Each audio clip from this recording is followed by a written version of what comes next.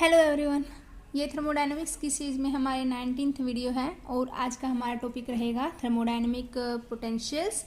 Thermodynamic potentials क्या होती हैं? Thermodynamic potentials are scalar quantities which are required for formation और एग्जिस्टेंस ऑफ ए सिस्टम। यानी वो पोटेंशियल या फिर वो क्वांटिटीज जो हमारे सिस्टम के बनने और उसकी एग्जिस्टेंस के लिए ज़रूरी हो, उन पोटेंशियल्स को बोलते हैं हम थर्मोडायनेमिक पोटेंशियल्स। जनरली थर्मोडायनेमिक्स के अंदर हम 4 प्रकार की पोटेंशियल्स को पढ़ते हैं। फर्स्ट जो है वो है इंटरनल एनर्जी, सेकंड जो है वो है Helmholtz free energy, third one is Gibbs free energy and next is enthalpy. In 4 potentials को हम इस वीडियो के अंदर डिस्कस करेंगे। फर्स्ट जो है वो है इंटरनल एनर्जी।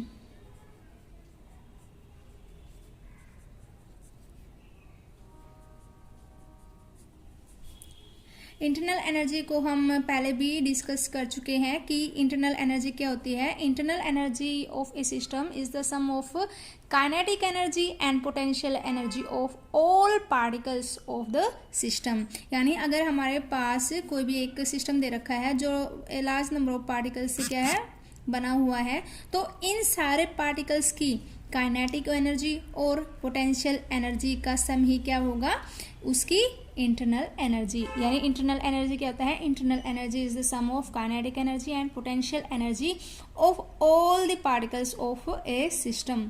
और इसको कई बार हम यू से रिप्रेजेंट करते हैं और कई बार इसको ई से भी रिप्रेजेंट किया जाता है। यह एक स्टेट फंक्शन होता है। स्टेट फंक्शन का मतलब है कि यह सिर्फ सिस्टम की इनिशियल और फाइनल पोजीशन के ऊपर ही डिपेंड करेगा कि अगर किसी सिस्टम के अंदर चेंज आ रहा है तो वो उसकी इनिशियल और फाइनल पोजीशन के ऊपर डिपेंड करेगा, ना कि वो सिस्टम इनिशियल पोजीशन से फाइनल पोजीशन में किस पाथ से गया है इस पे डिपेंड बिल्कुल भी नहीं करेगा। वो डिपेंड करेगा सिर्फ इसकी इनिशियल और फाइनल पोजीशन के ऊपर। और ये एक एक्सटेंसिव वेरिएबल होता है,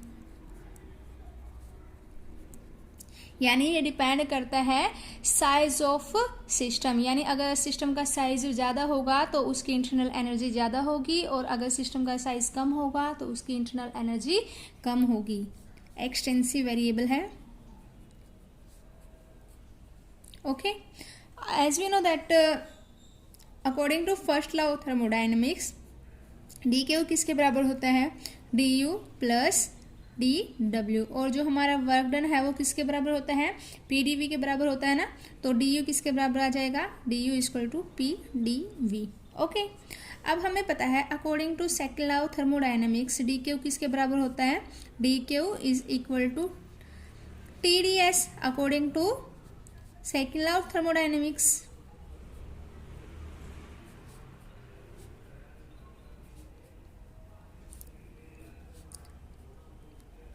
ओके, तो मैं इसमें इसकी वैल्यू को पुट कर सकती हूँ। तो क्या आ जाएगा हमारा? डी क्यू की वैल्यू आ गई T D S is equal to T U plus P D V. अगर मैं यहाँ से डी यू की वैल्यू कैलकुलेट करूँ तो डी यू की वैल्यू क्या आ जाएगी? यानी चेंज इन इंटरनल एनर्जी वो क्या आ जाएगा? T D S minus of P D V. यहाँ पे जो पी, ये जो इक्वेशन आई है वो है हमारी for close system, for closed system, यानी जिसमें सिर्फ एनर्जी का एक्सचेंज हो, नंबर ऑफ पार्टिकल्स का एक्सचेंज ना हो। बट अगर हमारे पास कोई ऐसा सिस्टम है, फॉर एग्जांपल अगर हमारे पास कौन सा सिस्टम दे रखा है? ओपन सिस्टम दे रखा है। ओपन सिस्टम क्या कौन सा होता है?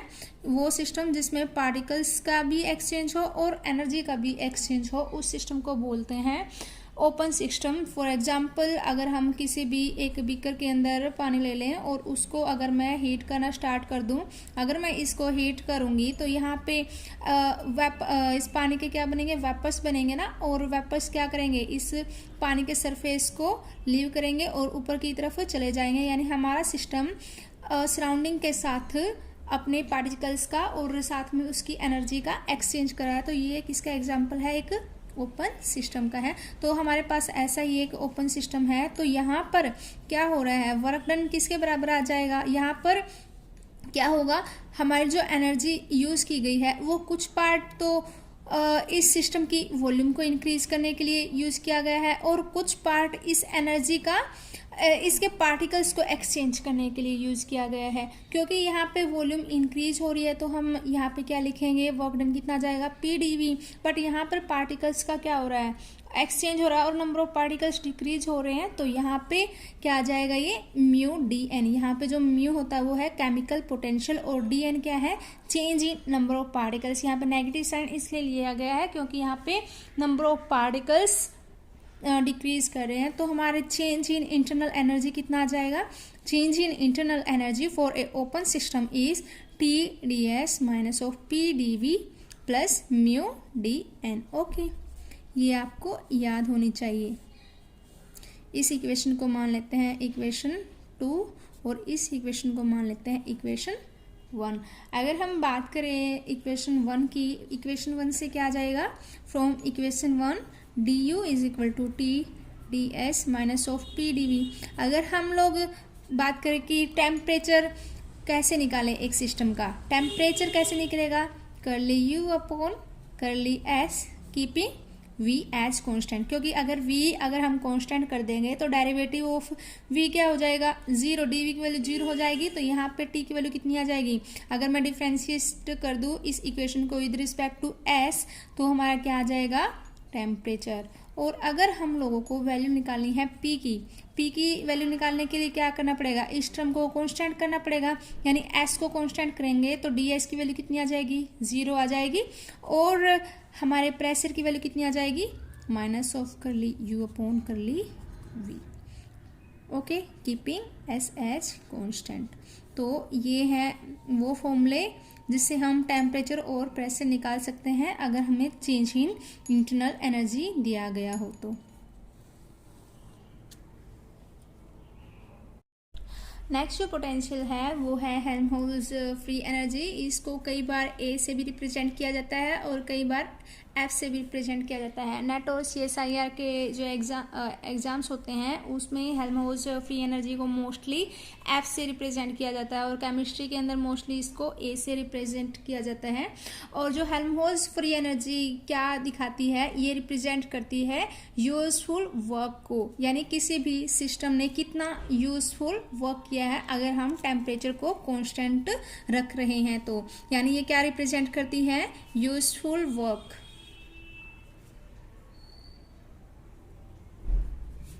by a closed system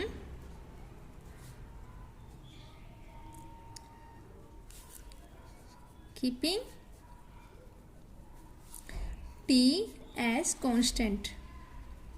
okay, इसको हम समझेंगे आगे कि ये कैसे है। तो जो हेल्महोल्ट्ज़ फ्री एनर्जी है वो mathematically U minus T S इस टर्म से रिप्रेजेंट की जाती है और ये भी एक स्टेट फंक्शन होता है। और ये डिपेंड करेगा इसकी इनिशियल और फाइनल पोजीशन के ऊपर, और ये डिपेंड नहीं करता कि एक सिस्टम ने इनिशियल स्टेट से फाइनल स्टेट में जाने के लिए कौन सा पाथ फॉलो किया है। और ये फिर से एक एक्सटेंसिव वेरिएबल है।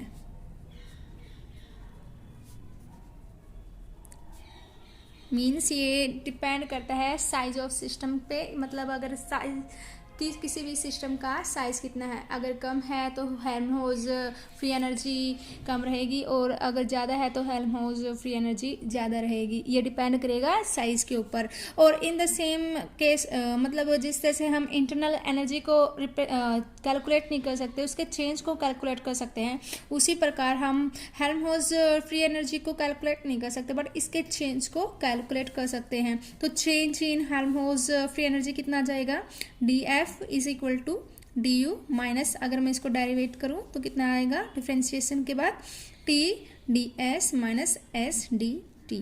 ओके, अब हम लोगों को पता है कि डी यू किसके बराबर आया था, T D S minus P D V.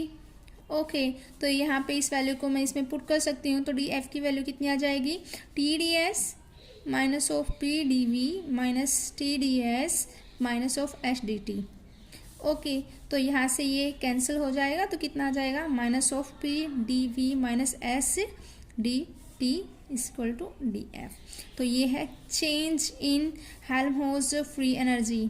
Okay, अगर हम लोगों को सेम जैसे हम लोगों ने इंटरनल एनर्जी के केस में किया था, अगर मैं यहाँ से प्रेशर की वैल्यू निकालूँ, अगर हमें हेल्महोल्ट्ज फ्री एनर्जी का एक्सप्रेशन दे रखा है तो हम उससे प्रेशर की वैल्यू कैलकुलेट कर सकते हैं। और प्रेशर कैसे निकलेगा, यहाँ पे अगर मैं टी को कांस्टेंट कर दूँ तो डी टी की वैल्यू कितनी आ जाएगी, 0 आ जाएगी। और ये टर्म 0 होने से और मैं इस इक्वेशन को with respect to volume differentiate कर दूँ तो प्रेशर की वैल्यू कितनी आ जाएगी, minus of curly F upon curly V. और अगर मैं एंट्रोपी की वैल्यू कैलकुलेट करूँ, एंट्रोपी की वैल्यू कितनी आ जाएगी यहाँ से, entropy is equal to curly F upon curly T, यहाँ पे साइन आएगा नेगेटिव। ओके, तो अगर हम लोगों को हेल्महोल्ट्ज फ्री एनर्जी का एक्सप्रेशन दे रखा है और हम लोगों को प्रेशर या एंट्रोपी कुछ भी कैलकुलेट करना दे दिया जाए तो हम इन फॉर्मूले से इजीली कैलकुलेट कर सकते हैं। तो उसके लिए आपको ये इक्वेशन याद होनी चाहिए। इस इक्वेशन को मैं मान लेती हूँ इक्वेशन 3। ओके, अगर हम बात करें कि what is the physical significance of Helmholtz free energy, अब if we have a process, sorry isothermal process,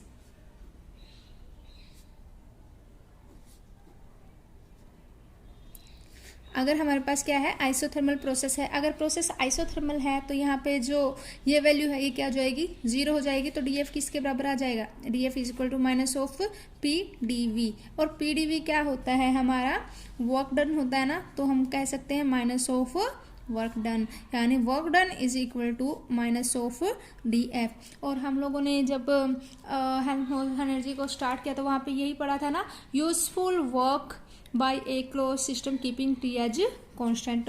तो ये इक्वेशन क्या रिप्रेजेंट कर रही है कि हेल्महोल्ट्ज फ्री एनर्जी के अंदर अगर हम डिक्रीज कर दे, यानी किसी भी सिस्टम की हेल्महोल्ट्ज फ्री एनर्जी को अगर हम डिक्रीज कर दे तो वो क्या रिप्रेजेंट करेगी, हमारे सिस्टम के मैक्सिमम वर्क को रिप्रेजेंट करेगी।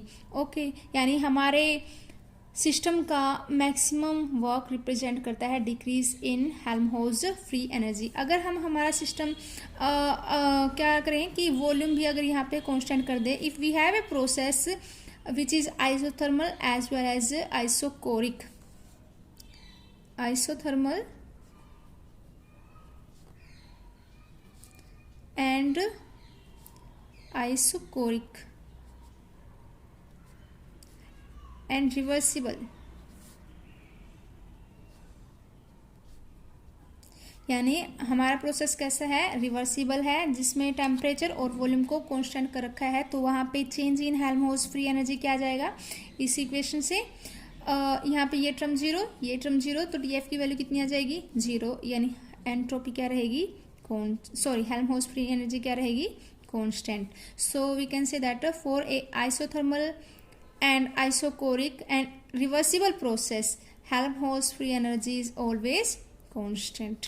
बट अगर हमारे पास रिवर्सिबल प्रोसेस ना हो, प्रोसेस क्या दे रखा है, इरिवर्सिबल दे रखा है, तो उस टाइम क्या करेंगे, अगर प्रोसेस कैसा है, इरिवर्सिबल है और आइसोथर्मल है, आइसोकोरिक है, ठीक है, कैसा प्रोसेस है, इरिवर्सिबल है, आइसोथर्मल एंड आइसोकोरिक। ओके, तो यहाँ पे क्या रहेगा, अब हमें पता है कि u किसके बराबर था हमारा, u is equal to a plus T S. यहाँ पे मैंने इसकी मतलब a की डेफिनेशन को रीअरेंज किया है। a किसके बराबर था, u माइनस टी एस था ना, तो मैंने इस टी एस की वैल्यू को उस साइड लेके गई हूँ, तो क्या बन गया है, u is equal to a plus T S. Internal energy is 0। Okay, और यहाँ पे जो चेंज इन टेम्परेचर कितना आएगा, वो भी 0, क्योंकि प्रोसेस कैसा है, आइसोथर्मल है, तो चेंज इन टेम्परेचर क्या रहेगा, 0। तो हमारी क्या टर्म बच गई, D A plus T D S is equal to 0। तो यहाँ से डी ए की वैल्यू कितनी आ जाएगी, D A is equal to minus of T D S. अब हम लोगों ने पढ़ा था कि change in internal energy for a irreversible process वो क्या थी, always greater than 0 for irreversible process.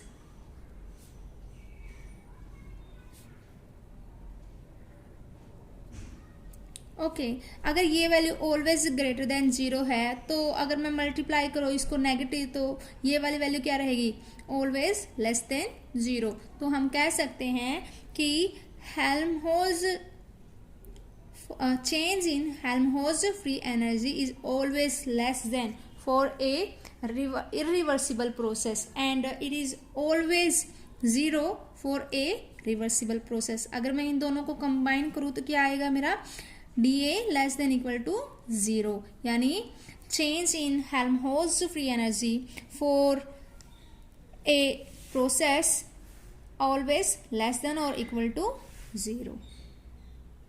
Next जो पोटेंशियल हम स्टडी करेंगे वो है इंथैल्पी, और इंथैल्पी को हम इससे से डिफाइन करते हैं, it is the sum of internal energy and product of pressure and volume. Okay और अगर ये भी क्या होती है, एक स्टेट फंक्शन होती है, स्टेट फंक्शन होती है और एक्सटेंसिव वेरिएबल होती है।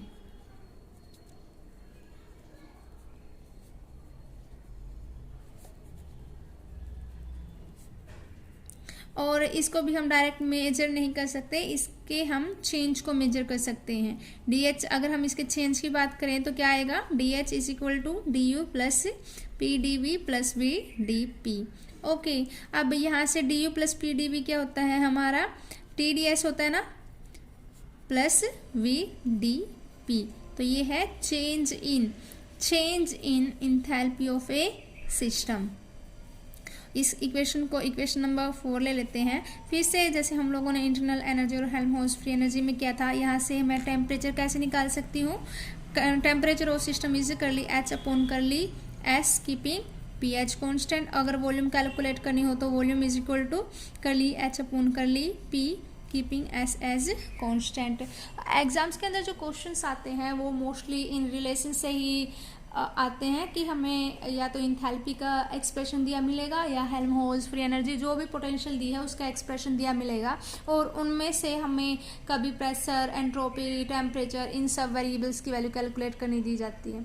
ओके आपको ये रिलेशन अच्छे से याद होने चाहिए, और हम लास्ट में इसको याद करने की एक शॉर्ट ट्रिक करेंगे कि इनको ईजिली कैसे याद किया जा सकता है। अब अगर हम बात करें इसके फिजिकल सिग्निफिकेंस की, तो अगर मेरे पास प्रोसेस कैसा है, रिवर्सिबल प्रोसेस है, reversible and isobaric. Okay process कैसा है, रिवर्सिबल एंड आइसोबेरिक, तो डीएच किसके बराबर आ जाएगा, आइसोबेरिक प्रोसेस है, इसका मतलब प्रेशर कांस्टेंट है, तो डीपी की वैल्यू कितनी आ जाएगी, 0 हो जाएगी, तो डीएच की वैल्यू कितनी आ जाएगी, टी डी एस। ओके तो टी डी एस हमें पता है ये किसको रिप्रेजेंट करता है, डी क्यू। तो हम कह सकते हैं कि for a reversible and isobaric process change in enthalpy represent amount of heat transfer to the system और सराउंडिंग, यानी किसको रिप्रेजेंट करता है कि हमारे सिस्टम ने या तो हमारे सिस्टम ने सराउंडिंग को कितनी हीट दी या फिर सराउंडिंग ने हमारे सिस्टम को कितनी हीट दी, ये इस चीज़ को रिप्रेजेंट करेगा।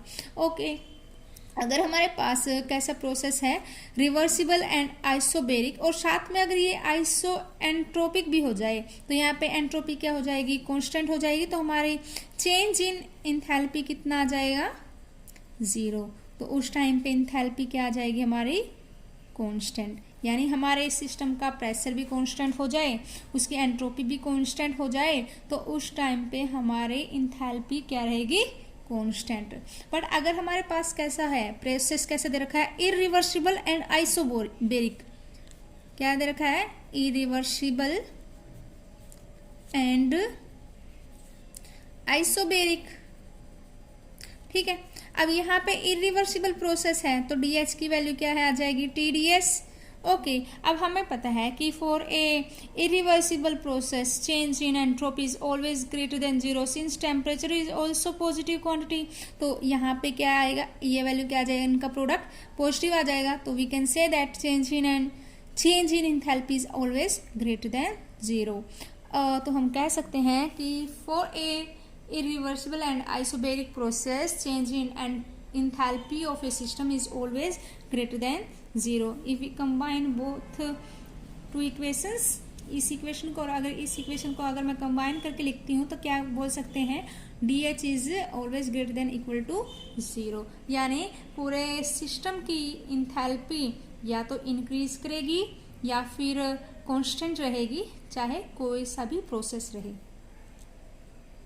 ओके, ये आपको याद होना चाहिए, क्योंकि ये कभी कभी क्वेश्चंस पूछ लेते हैं बट बेसिकली इनसे क्वेश्चंस नहीं पूछते, लेकिन अगर डीप में स्टेटमेंट वाले क्वेश्चन आ जाएं तो यहाँ से क्वेश्चन बनते हैं। बट CSIR नेट और गेट के अंदर मोस्टली कैलकुलेटिव क्वेश्चंस आते हैं, जैसे उनके फॉर्मूले से आते हैं। फॉर एग्जांपल जैसे यहाँ पे टेम्परेचर निकालना दे दिया या फिर वॉल्यूम निकालनी दे दी, ऐसे क्वेश्चंस आते हैं और हम उसको बाद में डिस्कस भी करेंगे।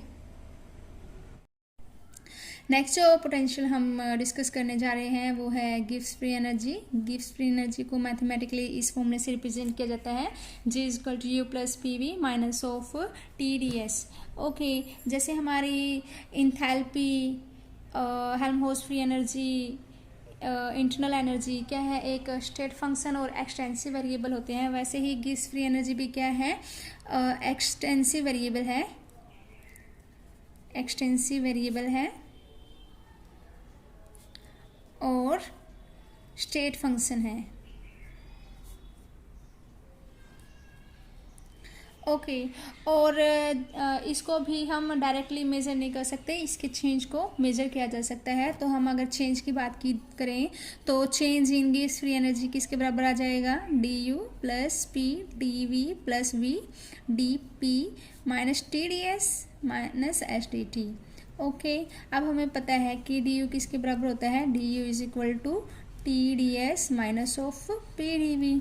तो यहाँ से अगर मैं dg change in Gibbs free energy calculate करूँ तो कितनी आ जाएगी, change in Gibbs free energy is equal to TdS minus of PdV plus of VdP plus of PdV minus of TdS minus of SDT। तो PdV यहाँ plus है और ये माइनस है तो इससे ये कैंसिल, TdS यहाँ पॉजिटिव है ये नेगेटिव तो इससे ये कैंसिल, तो कितना आ जाएगा VdP माइनस ऑफ SDT। तो ये क्या आएगा, change in Gibbs free energy.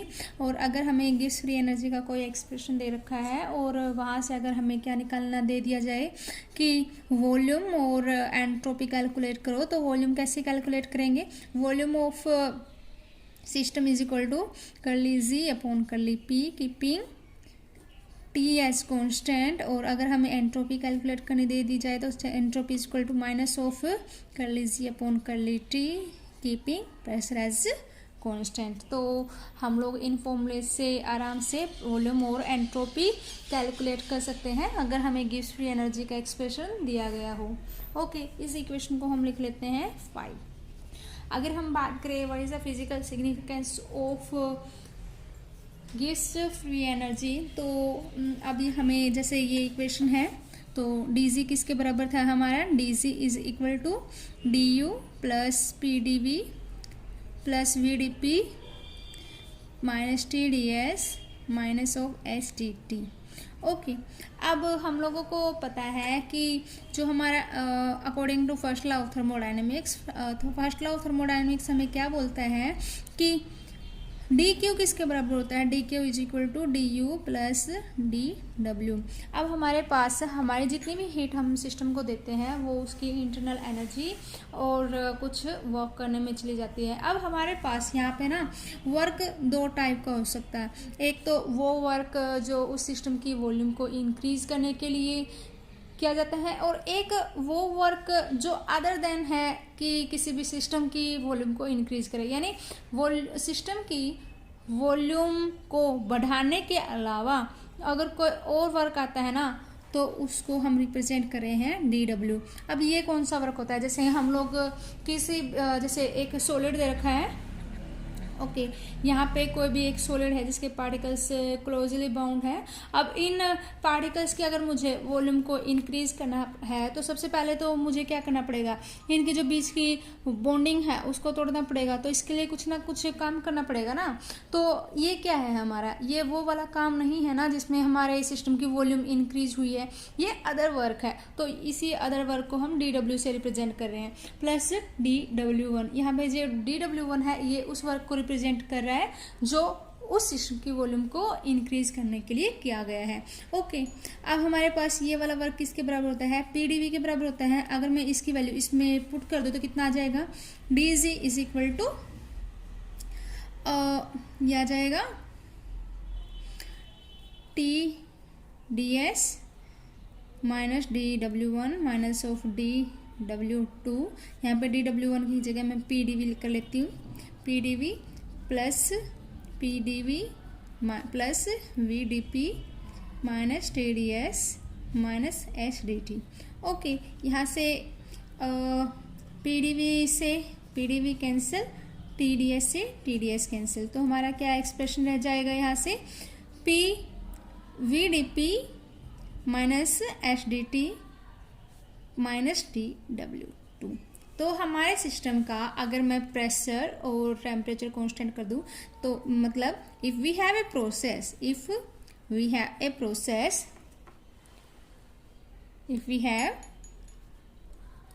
Process in which temperature and